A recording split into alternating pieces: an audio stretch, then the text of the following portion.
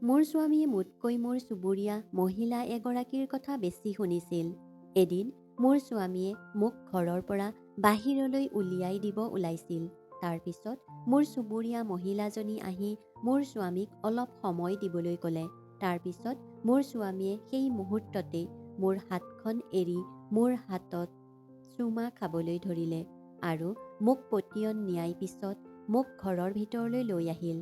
আচলতে মোৰ বিয়া 7 বছৰ হ'ল আৰু মোৰ কোনো সন্তান নাছিল, আৰু এই কাৰণেই মোৰ স্বামীয়ে মোৰ লগত ভাল আচৰণ নকৰাৰ এইটোৱেই কাৰণ।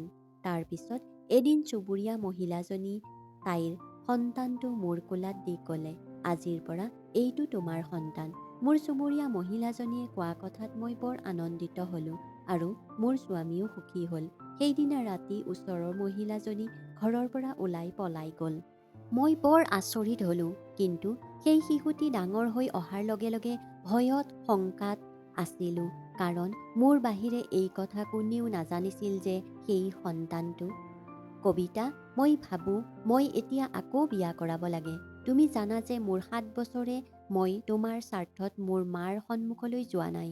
মাৰ মোৰ ওপৰত বৰ খং উঠিছে, কিন্তু এতিয়া মোৰ সাহস বিফল হ'বলৈ আৰম্ভ কৰিছে। মই আৰু মাৰ মুখামুখি নোহোৱাকৈ থাকিব নোৱাৰোঁ। আনহাতে সত্য কথা ক'বলৈ গ'লে ময়ো এটা সন্তান বিচাৰোঁ। মোৰ খালী চোতালখন ভৰাই দিবলৈ দৌৰিবলৈ মন যায়। এটা কথা মই তোমাক আশ্বাস দিছোঁ যে মোৰ দ্বিতীয় বিয়াৰ পিছতো মই তোমাক আগৰ দৰেই ব্যৱহাৰ কৰিম। তুমি এই ঘৰৰ মালিকনী হৈয়ে থাকিবা। মোৰ স্বামীয়ে মোৰ চকুলৈ চাই দ্বিতীয় বিবাহৰ বাবে ভিক্ষা কৰি আছিল। এই সকলোবোৰ শুনি মোৰ সাহস হেৰাই গ'ল। মই সাহস গোটাই ক'লোঁ, তুমি মোৰ পৰা বিৰক্ত হোৱা বুলি প্ৰত্যক্ষভাৱে কিয় নোকোৱা? এতিয়া তুমি আন এগৰাকী নাৰী বিচাৰা, যিয়ে তোমাৰ জীৱনটোক ৰঙীন কৰি তুলিব। কাৰণ যিসকলে তোমাৰ কাষত থিয় দিছে তেওঁলোকেই তোমাৰ কাষত থাকক, সমস্যাটো যিমানেই কঠিন নহওক কিয়। মুকুলৰ কথা শুনি মই থতমত খাই অসহায় হৈ পৰিলোঁ, বৰ হতাশ হৈ পৰিলোঁ। বহিব নোৱাৰিলোঁ, উঠি কোঠাটোৰ পৰা ওলাই আহিলোঁ। চকুলো বন্ধ হোৱা নাছিল। মই মোৰ চোতালত বহি নিজৰ ভাগ্যক লৈ কান্দি আছিলোঁ। চুবুৰীয়া মহিলাজনীয়ে মোক টেৰেছৰ পৰা কান্দি থকা দেখি মোৰ ওচৰলৈ আহি ক'লে, কি হৈছে কবিতা, কিয় এনেকৈ কান্দিছা? মই ক'লোঁ, মোৰ স্বামীয়ে আকৌ বিয়াৰ ভাবুকি দিছে। তেওঁ কয় যে তুমি বাজি, তুমি বাঁ হ'ব নোৱাৰা। এতিয়া মই আকৌ বিয়া কৰাম। মোৰ চুবুৰীয়া পূজাই ক'লে, কবিতা, চিন্তা নকৰিবা, সকলো ঠিক হৈ যাব। বহু সময় পূজাই মোক সান্ত্বনা দিবলৈ চেষ্টা কৰিছিল যদিও মোৰ হৃদয়ৰ অস্বস্তি কমি যোৱা নাছিল। মই আহি মোৰ বিচনাত দুখী হৃদয়ৰে শুই পৰিলোঁ।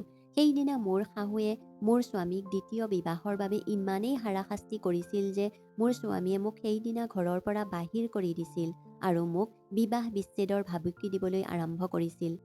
পূজা বহুত ভাল আছিল, যিয়ে সময়মতে আহি মোৰ স্বামীক ক'লে যে তেওঁক কিছু সময় দিয়ক। যদি তেতিয়াও তেওঁ কোনো ভাল খবৰ নিদিয়ে তেন্তে কবিতাক ঘৰৰ পৰা উলিয়াই দিব পাৰিব। মোৰ স্বামীয়ে পূজাৰ কথা শুনিলে আৰু মোক ঘৰৰ ভিতৰলৈ লৈ আহিল। মই বৰ আচৰিত হৈছিলোঁ যে মুকুলে ইমান সোনকালে পূজাৰ প্ৰস্তাৱত কেনেকৈ সন্মতি দিছিল। বাৰু, মই মনে মনে থাকিলোঁ। সেই ঘটনাৰ পৰা মাত্ৰ 2 দিন পাৰ হৈ গ'ল। পূজাই মোৰ ওচৰলৈ আহি ক'লে, কবিতা, ঘাইক মাতিবা, মোৰ প্ৰসৱৰ বিষ হৈছে। তাইৰ কথা শুনি মই আচৰিত হ'লোঁ। মই ক'লোঁ, পূজা, এই সকলোবোৰ কেনেকৈ হ'ল? আচলতে পূজা আমাৰ চুবুৰীলৈ মাত্ৰ 5 মাহৰ আগতেই কাষৰ ঘৰটোত ভাড়াতীয়া হৈ থাকিবলৈ আহিছিল। বৰ ধুনীয়া আৰু দয়ালু ভদ্ৰ মহিলা আছিল। তাইৰ লগত বহুত ভাল বন্ধুত্ব গঢ়ি উঠিলোঁ। তাইৰ তালৈ গৈছিলোঁ। তাই মোক মাথো কৈছিল যে তাইৰ বিয়া হৈছিল আৰু তাইৰ স্বামী বিদেশত থাকে। তাই মোক তাইৰ গৰ্ভাৱস্থাৰ বিষয়ে একো কোৱা নাছিল। তাইৰ শৰীৰেও তাইৰ গৰ্ভৱতী হোৱাৰ ইংগিত দিয়া নাছিল। এতিয়া পূজাই হঠাৎ মোক ঘাইক মাতিবলৈ কিয় ক'লে? তাইৰ কথা শুনি মই বিমূৰত পৰিলোঁ। মই ভাবিলোঁ, ক'ত ধাত্ৰী এজনীৰ ব্যৱস্থা কৰিম। খৰধৰকৈ দৌৰি ওলাই আহি আন এজন ওচৰ চুবুৰীয়াৰ ঘৰলৈ গ'লোঁ। মোৰ বাবে ভাল আছিল যে তাইৰ হাতত ধাইৰ নম্বৰটো আছিল আৰু তাইলৈ ফোন কৰিছিল।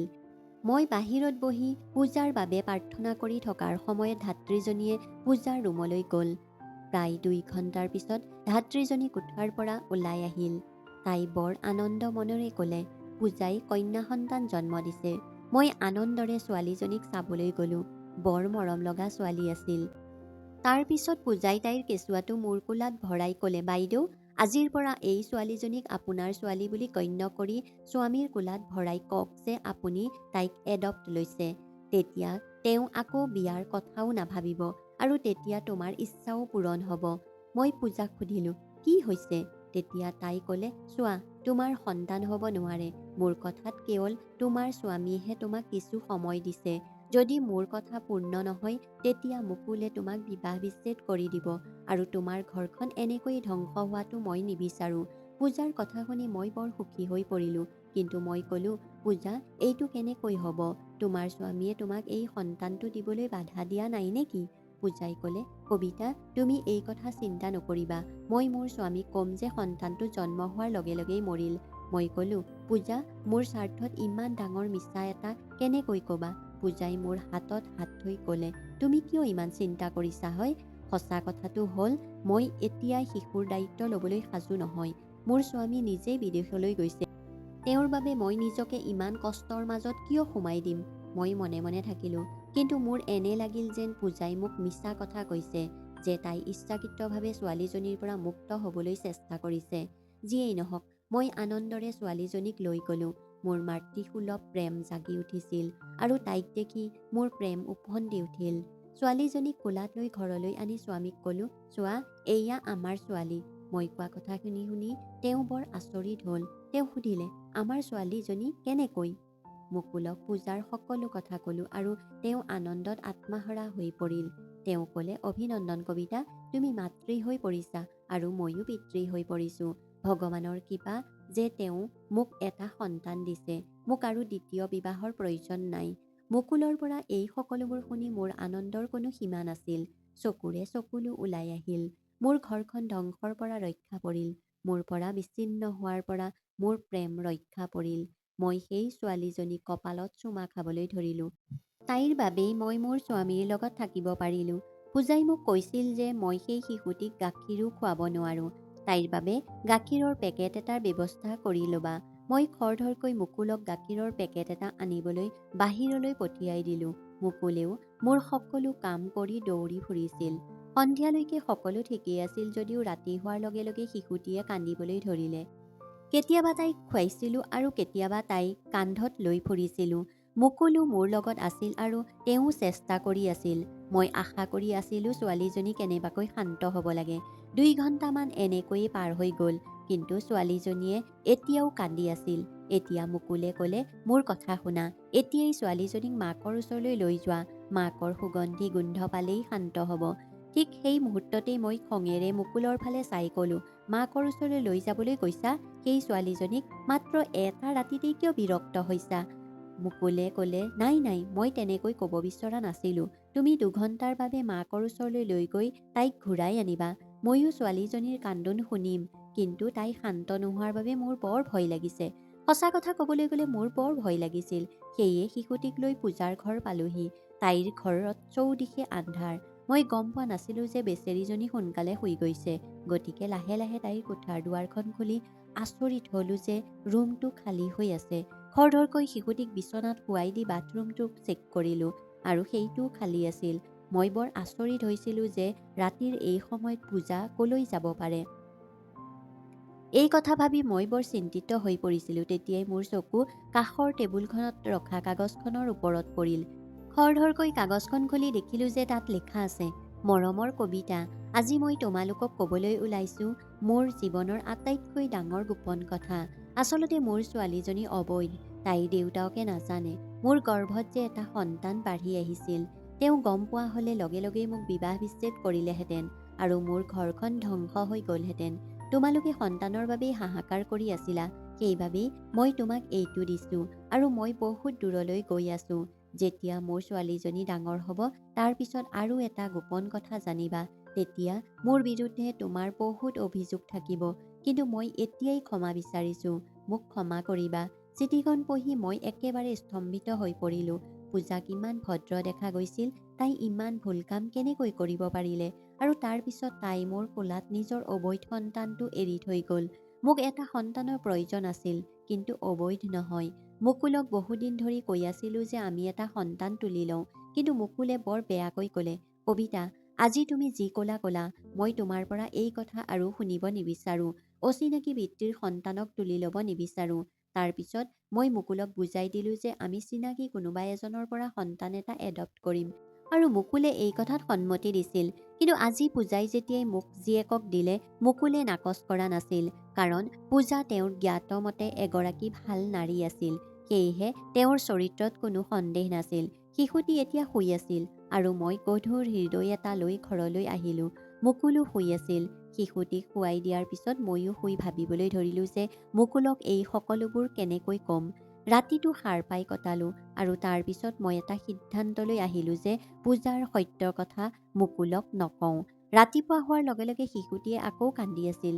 মুকুলে ক'লে, মাকক ফোন কৰা, বৰঞ্চ এটা কাম কৰা, তাইক ব্ৰেকফাষ্টটো দি আহা। পূজা অসুস্থ নেকি? মই ক'লোঁ, ঠিক আছে, যাওঁ। তাইৰ স্বাস্থ্যৰ বিষয়েও সোধা পোছা কৰি আহিম। শিশুটিক মুকুলক দি আৰু কিছু খাদ্য ট্ৰেখনত সজাই পূজাৰ ঘৰলৈ গ'লোঁ। ইয়াৰ মাজতেই মই অজুহাত এটা উলিয়াইছিলোঁ। তাৰ পাছত খৰধৰকৈ উভতি আহি ক'লোঁ, মুকুল, পূজা ঘৰত নাই।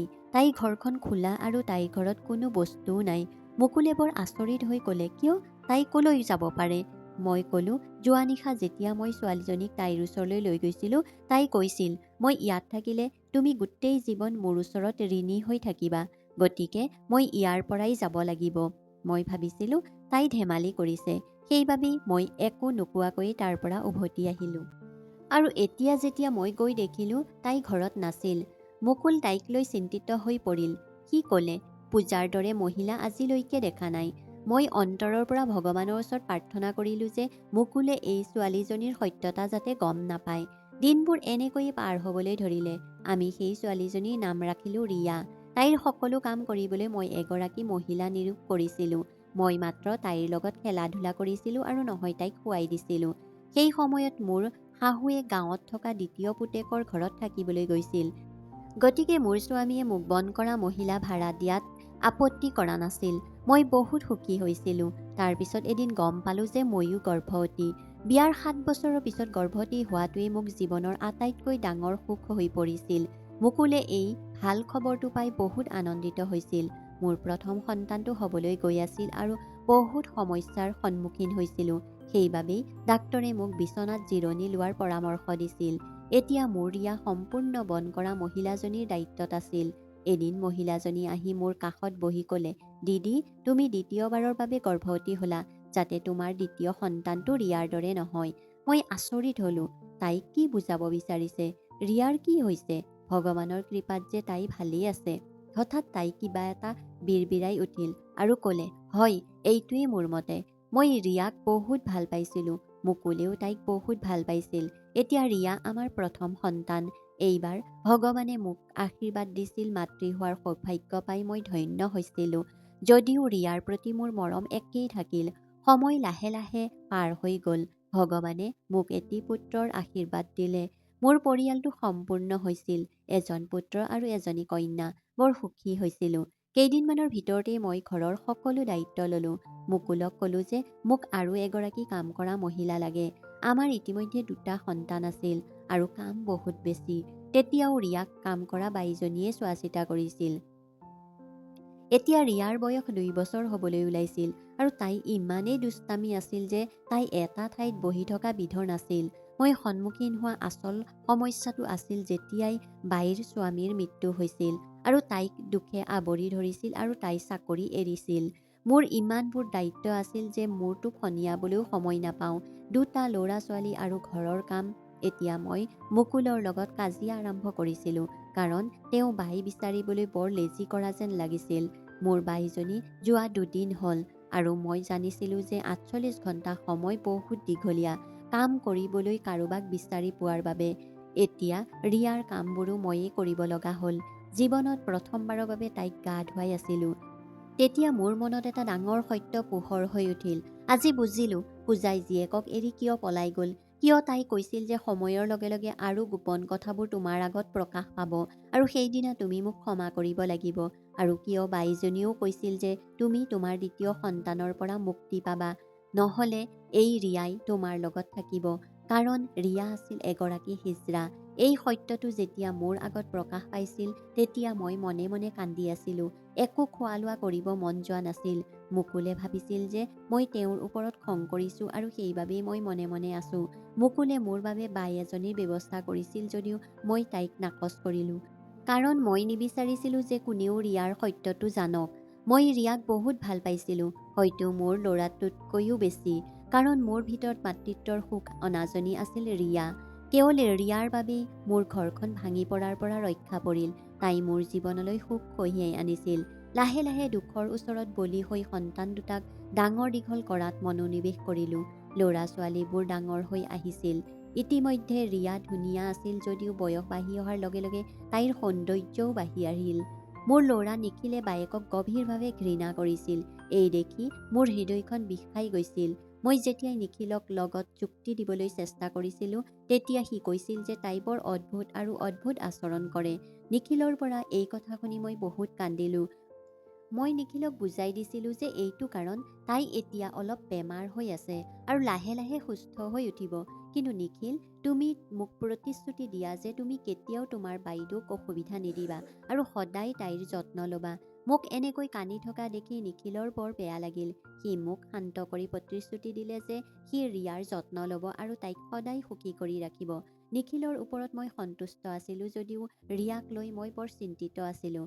কাৰণ তাই ডাঙৰ হৈ অহাৰ লগে লগে তাইৰ ভিতৰত বিদ্ৰোহ বাঢ়িবলৈ ধৰিলে। তাই এতিয়া 10ম মান পাছ কৰি নিজৰ সকলো কথা জানিবলৈ আৰু বুজিবলৈ আৰম্ভ কৰিছিল। এদিন তাই মোৰ ওচৰলৈ কান্দি কান্দি আহি ক'লে যে তুমি ভাল কাম কৰা নাই। কিয় মোৰ পৰিচয় লুকুৱাই ৰাখিলা? মই কাৰো পৰা লুকাই থকাৰ প্ৰয়োজন নাই। ভগৱানে মোক যি পৰিচয় দিছে সেই পৰিচয়ৰেই জীয়াই থাকিব লাগিব। ৰিয়াক এনেকৈ কান্দি থকা দেখি মোৰো বেদনা লাগিল আৰু মই তাইক সাবটি ধৰিলোঁ। লাহে লাহে ৰিয়াৰ আচৰণ ৰুটিন হ'বলৈ ধৰিলে। এদিন মুকুল অতি খঙত ঘৰলৈ আহি ৰিয়াক চৰ মাৰিবলৈ ধৰিলে। মই কেনেবাকৈ ৰিয়াক বচালোঁ। মুকুলক ৰিয়াক চৰ মৰাৰ কাৰণ সুধিলোঁ। তাৰ পিছত মুকুলে খঙেৰে ফোনটো মোৰ ফালে আগবঢ়াই দিলে। কোনোবাই মুকুলক হোৱাটছএপত এটা ভিডিঅ' পোষ্ট কৰিছিল য'ত ৰিয়াই নাচি আছিল। ৰিয়াই নিজাকৈ ছ'চিয়েল মিডিয়াত একাউণ্ট খুলিছে আৰু তাতো লিখিছে যে মই এজনী হিজৰা। হাতত ফোনটো লৈ মই বেৰৰ সহায়ত থিয় হৈ আছিলোঁ। মুকুল আকৌ এবাৰ খঙেৰে ৰিয়াৰ ফালে আগবাঢ়ি আহি চিঞৰি ক'লে, তুমি এই শব্দটোৰ অৰ্থও জানানে? মুকুলে ৰিয়াই এই শব্দটো লিখাটো শিশুসুলভ বুলি ভাবিছিল। আৰু তাৰ পিছত মই আগবাঢ়ি গৈ মুকুলক ক'লোঁ, মুকুল, এইটো সঁচা যে আমাৰ ৰিয়া সঁচাকৈয়ে হিজৰা।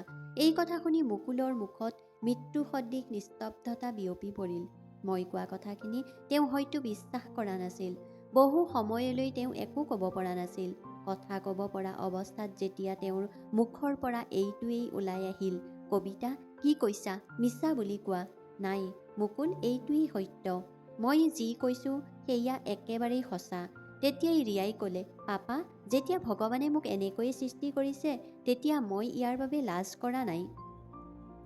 যদি আপোনালোকে এই কথাত লাজ পায় তেন্তে মোক মোৰ দৰে মানুহৰ ওচৰলৈ পঠাওক।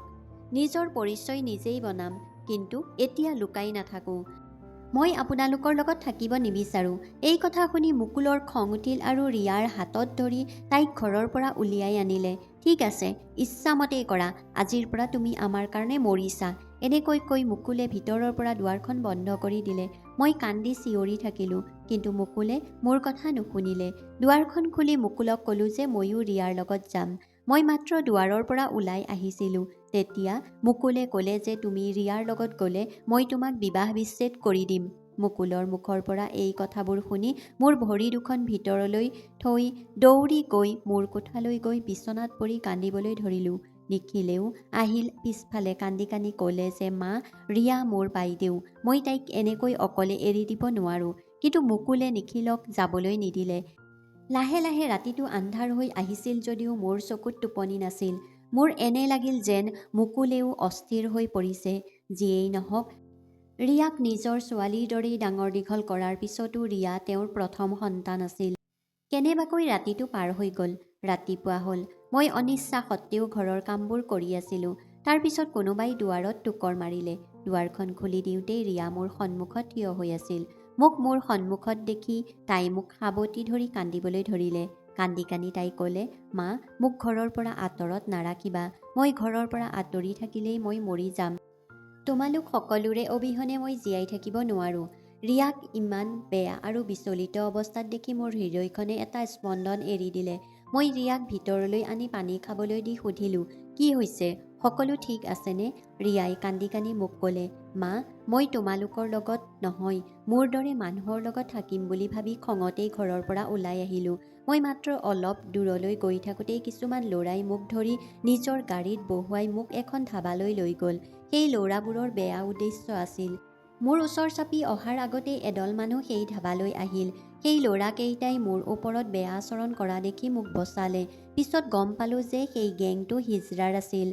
তাৰ পিছত ৰাতি তেওঁলোকে মোক নিজৰ লগত ৰাখি কয় যে যেতিয়া ৰাতিপুৱা হ'ব তেতিয়া তুমি নিজৰ ঘৰলৈ যাবা। সেই এদিন ৰাতি মই বুজিলোঁ যে মানুহবোৰৰ বেদনা, যিয়ে বাধ্যত পৰি এনেকৈ জীয়াই থাকে, নিজৰ ইচ্ছামতে নহয়। তেতিয়া মই ভাবিলোঁ, আৰু আমিও আন মানুহৰ দৰেই, আমাৰ মনটো সাধাৰণ মানুহৰ পৰা পৃথক নহয়, আমিও কিবা এটা কৰিব পাৰোঁ।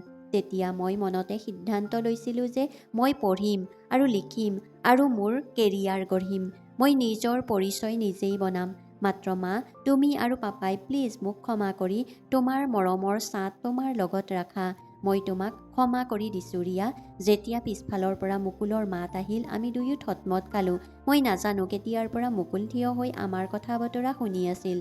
তাৰ পিছত মুকুলৰ বুকুত আঁকোৱালি লৈ ৰিয়াই জোৰেৰে কান্দিবলৈ ধৰিলে। তেতিয়া তাইৰ মূৰত আদৰ কৰি শান্ত কৰি ক'লে, যোৱা নিশা মোৰ বৰ খং উঠিছিল, ক্ষমা কৰি দিবা। তোমাক মই এনেকুৱা কৰা উচিত নাছিল, মৰমৰে বুজাই দিব লাগিছিল। বাপেক জীয়েক দুয়োৰে চকুলো ওলাই আহিল। তাৰ পিছত ৰিয়াই পঢ়া শুনাত সম্পূৰ্ণ হৃদয়ৰে নিজকে উৎসৰ্গা কৰিলে। ছ'চিয়েল মিডিয়াৰ একাউণ্টটো ডিলিট কৰি ৰিয়াই নিজৰ সপোন পূৰণৰ দিশত কাম কৰিবলৈ ধৰিলে। তাইৰ সপোন আছিল ডাক্তৰ হোৱা। ইয়াৰ মাজতেই মানুহৰ পৰা বহু কথা শুনিব লগা হ'ল। আনকি ৰিয়াই সাহস হেৰুৱাই পেলালে। কিন্তু মুকুল আৰু মোৰ উৎসাহত তাই আগবাঢ়ি গৈ থাকিল। আৰু আজি মোৰ ৰিয়া এগৰাকী অতি সফল ডাক্তৰ। ভগৱানে তাইৰ হাতত যাদু দিছে, য'ত তাই যেতিয়াই কোনো ৰোগীৰ ওপৰত হাত থৈ দিয়ে, তেতিয়াই তেওঁ ঘৰলৈ উভতি আহে হাঁহি হাঁহি। ভাতৃ-ভগ্নী দুয়োজনে একেলগে এটা NGO খুলিলে, য'ত সিহঁতে হিজৰা শিশুক শিক্ষা আৰু লালন পালনৰ দায়িত্ব ল'লে। আগতে যিসকলে ৰিয়াক লৈ নানা ধৰণৰ মন্তব্য কৰিছিল, এতিয়া তেওঁলোকৰ মুখ বন্ধ হৈ গ'ল। মোৰ ৰিয়াৰ নামটো বহু দূৰলৈকে জনা গৈছিল। ৰিয়াক দেখিলেই মোৰ বুকু গৌৰৱৰে ফুলি উঠে।